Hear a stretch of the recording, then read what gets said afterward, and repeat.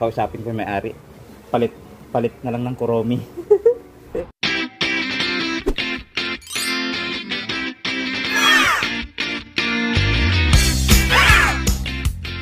Hello, good morning sa inyo lahat mga boss.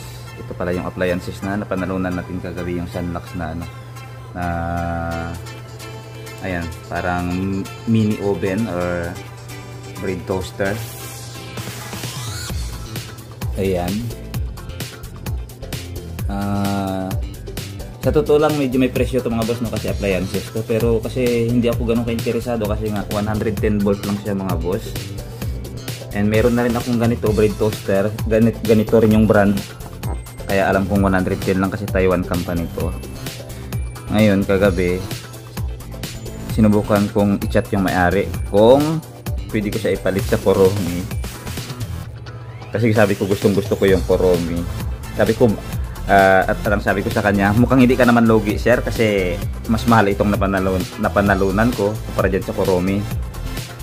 Without hesitation sumagot siya ng okay, ipalit mo.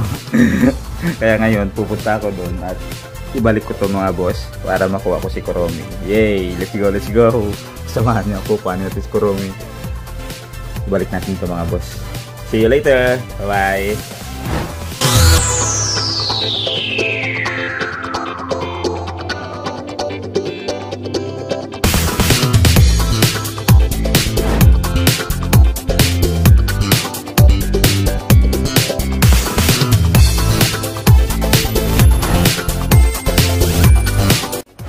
And we are here mga boss. Hey. Let's go. Pagpalit natin to mga boss.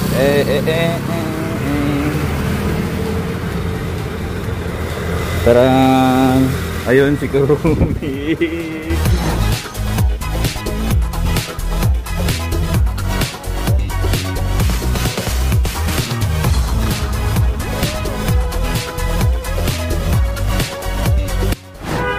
Hey mga boss, si Kuromi.